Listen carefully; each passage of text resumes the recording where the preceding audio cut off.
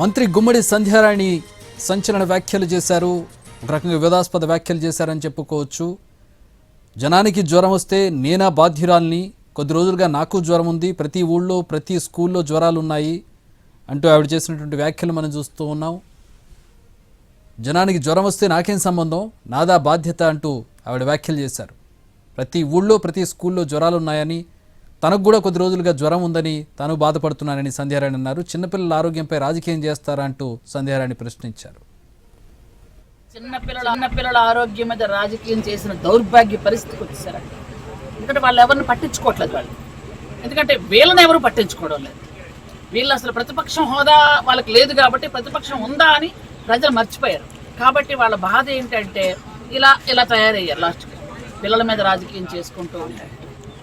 ఎందుకంటే ప్రతి ఊర్లో జ్వరాలు ఉన్నాయి. ప్రతి ఊర్లో అంటే నాకు తెలిసి ఆంధ్రప్రదేశ్లో ఉన్న ప్రతి స్కూల్లో కూడా పిల్లలకు జ్వరాలు ఉన్నాయి. అది సోషల్ వెల్ఫేరా, ట్రైబల్ వెల్ఫేరా, బీసీ వెల్ఫేరా, లేదా నార్మల్ స్కూల్స్ అందరికీ జ్వరాలు. పిల్లలకి జ్వరమో, జాండీసో, జలుబో, దగ్గో ఏదో ఒకటి.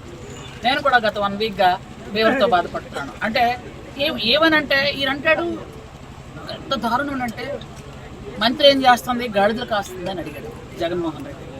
అంటే ఇంతకు పూర్వం ఆయన ఏం కాసి ఇవ్వడం మరి నాకు తెలియదు. కానీ అంటే ఎవరికైనా జ్వరం వస్తే అది మంత్రి బాధ్యత నాకు తెలియక అడుగుతున్నాను. ఎవరికైనా జ్వరం వస్తే అది మంత్రి బాధ్యత. నాకు జ్వరం వచ్చింది, మరి ఎవరిది బాధ్యత? నాదేనా బాధ్యత? అప్పుడు కూడా మీలాగా నేను కారులో వెళ్తూ మనుషులు పీకల మీద ఎక్కించుకెళ్ళిపోవటం, లేదా మా ఇంట్లో మా చిన్నాన్ని చంపించేయడం, లేదా మా ఇంట్లో మా అక్కజల్లని జుట్టు పట్టుకుని బయటికి ఇచ్చేయడం, మా అమ్మను బయటికి పంపించడం, ఆడ పనుల నుంచి